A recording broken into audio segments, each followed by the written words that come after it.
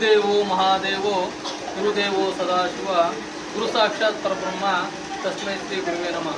ಓಂ ತ್ರೈಲೋಕ್ಯ ಸಂಪದ ಲೇಖ ತಮ್ಮಲೇಖನ ವಿದ್ಯೆಯೇ ಸಚ್ಚಿದಾನಂದ ರೂಪಾಯ ಶಿವಾಯ ಬ್ರಹ್ಮಣೇ ನಮಃ.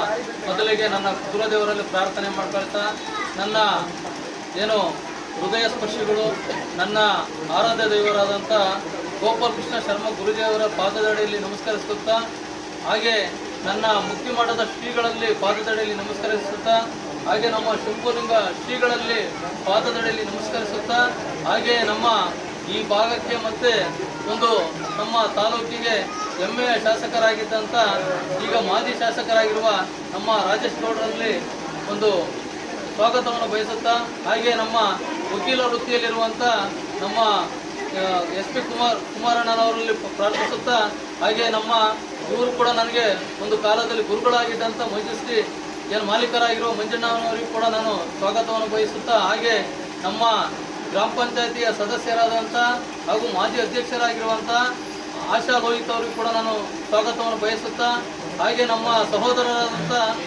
ಮಾಜಿ ಸದಸ್ಯರು ನವೀನ್ ಕುಮಾರ್ ಅವರು ಕೂಡ ನಾನು ಸ್ವಾಗತವನ್ನು ಬಯಸುತ್ತಾ, ಏನಿಲ್ಲಿ ಬಂದಿರುವಂಥ ಭಕ್ತ ವೃಂದರಿದ್ದಾರೆ, ನಮ್ಮ ಅಣ್ಣ ತಮ್ಮಗಳಿದ್ದಾರೆ, ನಮ್ಮ ಬಂಧು ಮಿತ್ರರಿದ್ದಾರೆ. ಭಕ್ತ ಸಾಗರವನ್ನು ನೋಡಿ ನನಗೆ ಒಂಥರ ಮುಜುಗರ ಯಾವ ರೀತಿ ಇದಾಯ್ತಾ ಇದೆಯಪ್ಪ, ವಿಸ್ಮಯ ಅಂತ ಅನಿಸ್ತಾ ಉಂಟು ನನಗೆ. ಒಂದು ಕಡೆಗೆ ನೋವಾಗ್ತಾ ಇದೆ, ಒಂದು ಕಡೆಗೆ ಸಂತೋಷ ಆಗ್ತಾ ಇದೆ.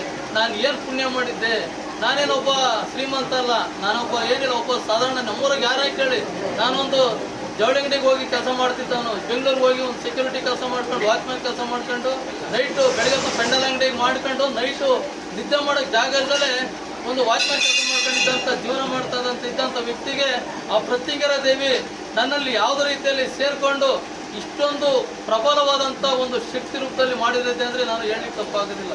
ಏಕೆಂದರೆ ಎಲ್ರಿಗೂ ಗೊತ್ತು ನಮ್ಮೂರಲ್ಲಿ ಅವನೊಬ್ಬ ಬಡವ ಅಂತಲೇ ಹೇಳ್ತಾರೆ, ಬಿಟ್ರೆ ಶ್ರೀಮಂತ ಯಾರು ಅಂತ ಹೇಳಲಿಕ್ಕಾಗಲ್ಲ. ಅಂಥ ಒಂದು ವಿಸ್ಮಯ ರೀತಿ ದೇವಸ್ಥಾನ ಆಗಿದೆ ಇವತ್ತು. ಎಲ್ಲರೂ ನೋಡ್ತಾ ಸ್ವಾಮೀಜಿಗಳು ಇರ್ಬೋದು, ನಮ್ಮ ಗುರುಜಿಯವರು ವಿಶೇಷವಾದಂಥ 3 ದಿವಸ ವಿಶ್ವನಾಥ್ ಕೊಟ್ಟರು, ಮನೋಜ್ ಕೊಟ್ಟರು, ಭಾಳ ದೊಡ್ಡ ಕಾರ್ಯಕ್ರಮ 3 ದಿವಸ ಭಕ್ತ ಸಾಗರ ದಿನ 2000-3000 ಜನ ಇವತ್ತು ಪ್ರಸಾದವನ್ನು ಮಾಡ್ಕೊಂಡು ಹೋಗ್ತಾರೆ. ನೋಡಿದರೆ ಯಾವುದೇ ರೀತಿ ನೋಡ್ರಿ, ಎಲ್ಲ ಯಾರೋ ತಮ್ಮೊಂದು ದಾಸೋಗಕ್ಕೆ ಅಲ್ಲಿ ಎಣ್ಣೆ ಹಾಕ್ತಾ ಇದ್ದಾರೆ, ರೈಸ್ ಕೊಡ್ತಾ ಇದ್ದಾರೆ, ಎಲ್ಲ ರೀತಿಯಲ್ಲೂ ಸಹಾಯ ಮಾಡ್ಕೊಂಡು ಇವತ್ತು ಸಾವಿರಾರು ಜನಕ್ಕೆ ದಾಸೋಗ ನೀಡ್ತಾ ಇದೆ. ಅಂದರೆ ಎಲ್ಲ ಪ್ರತ್ಯಂಗಿರ ದೇವಿ ಈ ಜಾಗದಲ್ಲಿ ನೆಲೆಸಿದ್ದಾಳೆ. ಯಾಕೆಂದರೆ ಈಗಾಗಲೇ ಒಂದು ಸಾವಿರಾರು ಹೋಮಗಳನ್ನು ಮಾಡಿದ್ದ ಒಂದು ಶಕ್ತಿ ಈ ಜಾಗದಲ್ಲಿತ್ತು. ಒಂದು ವಿಸ್ಮಯ ರೀತಿ ನಾನು ನಿಮ್ಗೆಲ್ಲರಿಗೂ ಹೇಳಲಿಕ್ಕೆ ಇಷ್ಟಪಡ್ತೀನಿ. ನಾವು ಮುಕ್ತಿ ಮಠದ ಶ್ರೀಗಳ ಹತ್ರ ಹೋಗಿ ನಾನು ಮುಕ್ತಿ ಮಠದ ಶ್ರೀಗಳ ಹತ್ರ ಬನ್ನಿ ಸ್ವಾಮಿಗಳೇ, ನಮ್ಮ ಕ್ಷೇತ್ರಕ್ಕೆ ಒಂದ್ಸಲ ಬನ್ನಿ, ನಮ್ಮ ಮನೆಗೆ ಬಂದ್ರಿ ಅಂದರೆ ದೈವ ಅವ್ರಿಗೆ ಯಾವುದನ್ನು ಕೂಡ ಅವ್ರಿಗೆ ಬರ್ಲಿಕ್ಕೆ ಇಷ್ಟಪಡಲಿಲ್ಲ. ಯಾಕೆಂತ ಗೊತ್ತಿಲ್ಲ, ನನಗೂ ಗೊತ್ತಿಲ್ಲ. ಆಮೇಲೆ 3ನೇ ಸಲ ನಾನು ಬೇಡ್ಕೊಂಡಾಗ ಇವ್ರನ್ನ ನೋಡಲಿಕ್ಕೆ ನೀವು ಯಾವುದೇ ರೀತಿಯ ಒಬ್ಬ ಸಚಿವರಿರಲಿ, ಯಾವುದೇ ರೀತಿಯ ಅಲ್ಲಿ ಮುಖಂಡರಿರಲಿ ಅಥವಾ ಅಲ್ಲಿನ ಭಕ್ತರುಗಳಿರಲಿ, ಇವರೇನು ತಪಸ್ಸಿಗೆ ಕೂತ್ಕೊಳ್ತಾರೆ, ಆ ತಪಸ್ಸಿಗೆ ಕೂತ್ಕೊಂಡಾಗ ಯಾವುದೇ ಕಾರಣಕ್ಕೂ ನಾನು ಹೋದ್ರೂ ಕೂಡ ಆಚೆ ಬರಲ್ಲ. ಇವರು 2 ಅವರ್ ಕೂತ್ಕೋಬೋದು, 3 ಅವರ್ ಕೂತ್ಕೋಬೋದು. ತಪಸ್ಸಿಗೆ ಕೂತ್ಕೊಂಡವ್ರೆ ಅಂದರೆ ಯಾವುದೇ ಕಾರಣಕ್ಕೂ ಅವರು ದರ್ಶನ ಪಡೋದಿಲ್ಲ. ಒಂದೊಂದು ದಿವಸ 2 ದಿವಸ 3 ದಿವಸ ಕಾದಿರೋ ನಂತರ ಅಲ್ಲಿ ಹೇಳ್ತಾರೆ ಭಕ್ತರುಗಳು. ಅದೇ ರೀತಿ ನಮ್ಮ ಶಂಭುಲಿಂಗ ಶ್ರೀಗಳು ಹೇಳ್ದಂಗೆ 1 ವರ್ಷ ಸತತ ಕಾಲದಲ್ಲಿ ಭೂಮಿಯಲ್ಲಿ ಕೂತ್ಕೊಂಡು ತಪಸ್ ಮಾಡಿದ್ದಾರೆ. ಯಾಕೆಂದರೆ ನಾವು 10 ನಿಮಿಷ ಮೂಗು ಮುಚ್ಕೊಂಡೆ ನಾವು ಇರೋಕ್ಕಾಗಲ್ಲ, ಉಸಿರಾಡಲಿಕ್ಕೆ. 1 ವರ್ಷ ಯಾವ ರೀತಿ ಇದ್ದಾರೆ ದೇವರಿಗೆ ಗೊತ್ತು. ಒಬ್ಬರಲ್ಲ ಇಬ್ಬರಲ್ಲ, ಲಕ್ಷಾಂತರ ಜನ ಅಲ್ಲಿ ಸಾಕ್ಷಿಭೂತರಾಗಿದ್ದಾರೆ. ಯಾಕೆಂದರೆ ಅಲ್ಲೇ ಕಾವಲು ಕಾಯ್ಕೊಂಡು ಭಜನೆ ಮಾಡೋರು ಡೈಲಿ 1 ವರ್ಷ.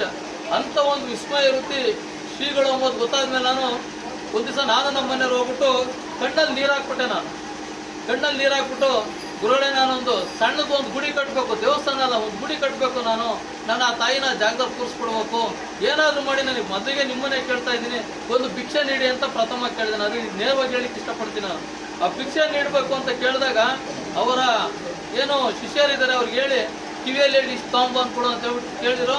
ಅವ್ರು ಇದನ್ನು ನೇರವಾಗಿ ಹೇಳ್ತೀನಿ, ಅವ್ರು ತಂದು ಹಾಕಿದಂಥ ಭಿಕ್ಷೆ ಇವತ್ತು ಇಂಥ ಒಂದು ವಿಸ್ಮಯ ರೀತಿಯಲ್ಲಿ ಆಗ್ತಾ ಇದೆ.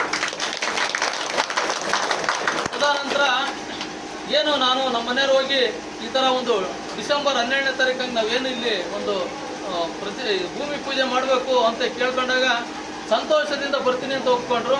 ಅದು ಯಾವ ರೀತಿಯಲ್ಲಿ ಅವರು ಅವತ್ತು ಬೆಳಗಮ್ಮಲ್ಲೇ ನಾವು ಮುಕ್ತಿ ಮಠದಲ್ಲಿ ಉಳ್ಕೊಂಡಾಗ ನೀನು ಬೆಳಿಗ್ಗೆ 6 ಗಂಟೆಗೆ ನೀನು ಶಿವ ಪೂಜೆಗೆ ಬರಬೇಕು ಅಂತ ಕರೆದ್ರು.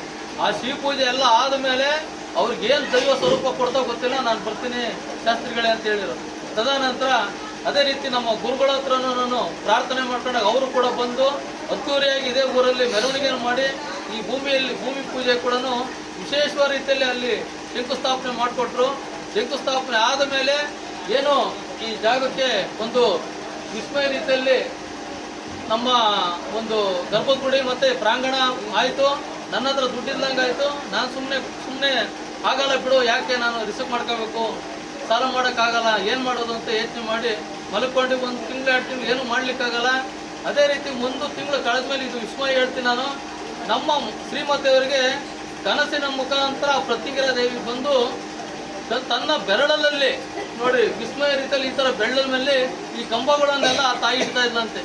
ಚಪ್ಪಟಿ ಎಲ್ಲ ಹಾಕ್ಬಿಟ್ಟು ಅಲ್ಲಿ ಯಾಗಶಾಲೆ ಈ ರೀತಿಯೇ ಆಗುತ್ತೆ ಅಂತ ಹೇಳ್ತಾ ಇದ್ದಾರೆ ಅಂತ. ನನಗೆ 3 ದಿವಸ ಆದರೂ ಹೇಳಿಲ್ಲ, ನನಗೆ 4ನೇ ದಿವಸ ನನಗೆ ಈ ಥರ ದೇವಿ ಬಂದು ಹಿಂಗೆ ಹೇಳ್ತು, ಈಗ ಯಾಗಶಾಲೆ ಮಾಡ್ತೀರಿ ಅಂತ ಅಲ್ಲಿ ಮುಂದೆ ಹೋಮ ಅಲ್ಲಿ ಮಾಡುತ್ತಂತೆ ಅಂತ ಎಲ್ಲ ಹೇಳ್ತು ಅಂದಾಗ ನನಗೆ ನಗ್ತೆ ನಾನು.